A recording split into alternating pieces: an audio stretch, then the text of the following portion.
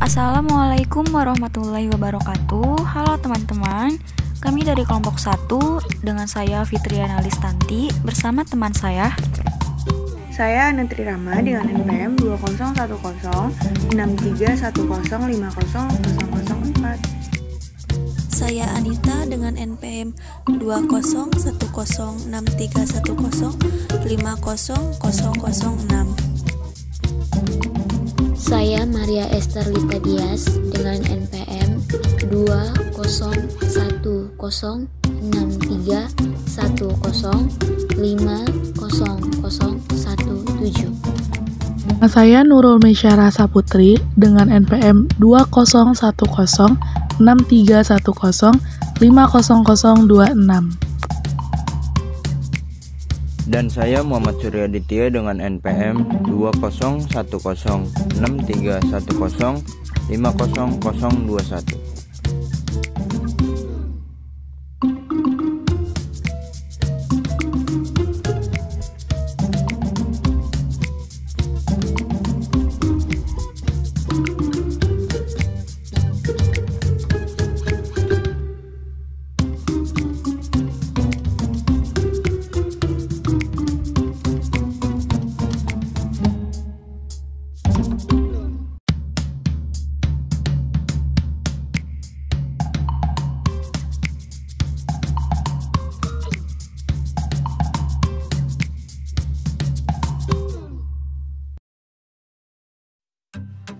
Kali ini kami akan membahas materi tentang matematika Pitagoras.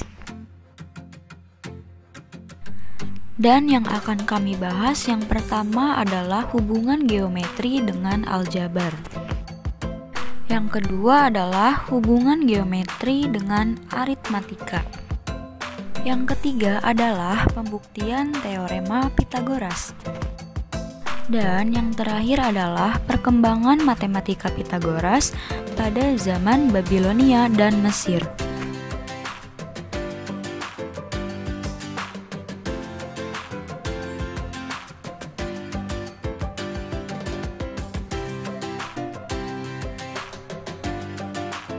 Pembahasan yang pertama yaitu hubungan geometri dan aljabar. Geometri berasal dari bahasa Yunani. Geo artinya bumi dan metron artinya ukuran. Maksudnya, aneka macam ukuran yang ada di bumi. Ukuran luas dengan 2 dimensi. Satuan luas dari milimeter persegi hingga kilometer persegi. Sedangkan aljabar sebenarnya berasal dari bahasa Arab. Aljabar yang artinya pengumpulan kembali bagian yang rusak. Istilah ini diambil dari buku Aljabar wal Mukabala karya Al-Khawarizmi, ilmuwan Persia. Perhatikan rumus aljabar berikut dan hubungannya dengan geometri. X kuadrat min Y kuadrat sama dengan X tambah Y dikali X min Y. Seperti yang kita ketahui, Pitagoras sangat dikenal dengan konsep geometrinya. Beliaulah yang pertama kali membuktikan teorema Pitagoras, yang dimana teoremanya sebagai berikut.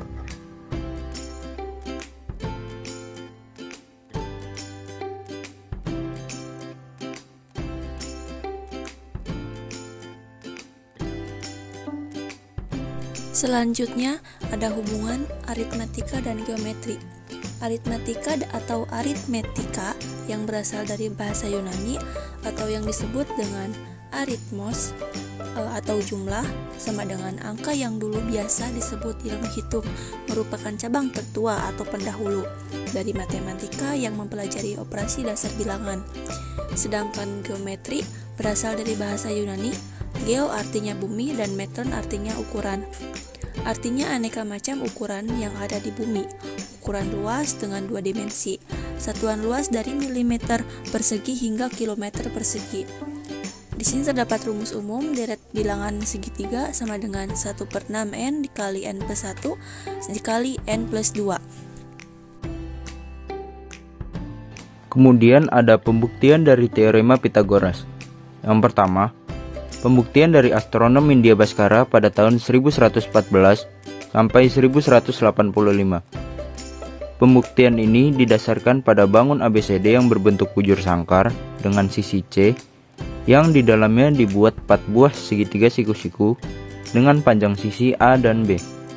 Dengan konstruksi bangun tersebut, maka diperoleh luas dari PQRS ditambah 4 dikali luas ABQ atau luas segitiga sama dengan luas ABCD. Kemudian kita operasikan menjadi B min A kuadrat plus 4 dikali setengah A kali B sama dengan C kuadrat. Kemudian didapat B min A dikali B min A ditambah 4 dikali setengah A dikali B sama dengan C kuadrat. Kemudian diperoleh B kuadrat dikurang 2AB ditambah A kuadrat ditambah 2AB sama dengan C kuadrat. Kemudian diperoleh A kuadrat plus B kuadrat sama dengan C kuadrat.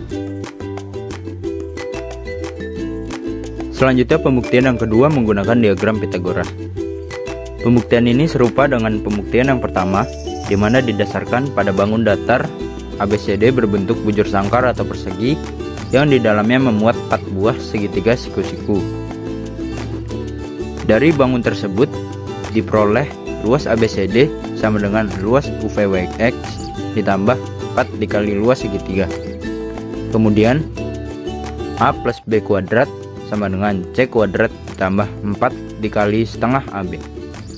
Dan diperoleh A plus B dikali A plus B sama dengan C kuadrat ditambah 4 dikali setengah AB. Kemudian A kuadrat plus 2AB ditambah B kuadrat sama dengan C kuadrat ditambah 2AB. Dan diperoleh hasilnya yaitu A kuadrat plus B kuadrat sama dengan C kuadrat. Pembuktian teorema Pythagoras oleh Presiden J.A. Garfield. Luas trapesium sama dengan dalam kurung alas plus atas per 2 kali tinggi sama dengan dalam kurung A plus B per 2 dikali dalam kurung A plus B. Di lain pihak, luas trapesium sama dengan 2 dikali setengah AB plus setengah C kuadrat, sehingga A plus B per 2 dikali A plus B sama dengan 2 dikali setengah AB plus setengah C kuadrat. A kuadrat plus 2AB plus B kuadrat sama dengan 2AB plus C kuadrat. Maka A kuadrat plus B kuadrat sama dengan C kuadrat. Bukti menggunakan garis tinggi dan sifat segitiga sebangun atau pembuktian Bhaskara yang kedua. Segitiga ABC sebangun dengan segitiga ACD, sehingga B per C sama dengan C1 per C atau B2 sama dengan C dikali C1. Persamaan pertama. Segitiga ABC sebangun dengan segitiga CBD sehingga A per C sama dengan C2 per A atau A2 sama dengan C dikali C2. Persamaan kedua. Dari persamaan 1 dan 2 diperoleh A kuadrat plus B kuadrat sama dengan C dikali C1 per C dikali C2.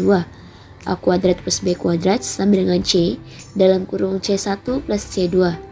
A kuadrat plus B kuadrat sama dengan C dikali C. Maka A kuadrat plus B kuadrat sama dengan C kuadrat. Selanjutnya, perkembangan dalil Pythagoras pada zaman Mesir kuno dan pada zaman Babilonia. Perkembangan dalil Pythagoras pada zaman Mesir kuno dapat dijumpai metode pecahan dengan dalil Pythagoras serta perkembangan pesat yang dialami oleh matematika geometri. Bangsa Mesir kuno sangat subur setelah mengalami air bah dari sungai Nil, yang kemudian bangsa Mesir kuno tersebut menentukan luas lahannya dengan menggunakan dalil Pythagoras. Perkembangan dalil Pythagoras pada zaman Babilonia, yaitu pada saat itu bangsa Babilonia belum mengenal yang namanya kertas, dan untuk membuktikan adanya peninggalan diperlihatkan dalam bentuk kepingan tanah liat yang berisi pembuktian dalil Pythagoras serta terdapat angka-angka dan huruf-huruf kaku yang bila diterjemahkan menjadi angka-angka yang kita kenal saat ini. Cukup sekian pemaparan materi dari kelompok 1. Semoga bermanfaat dan mohon maaf apabila terdapat banyak kesalahan. Wassalamualaikum warahmatullahi wabarakatuh.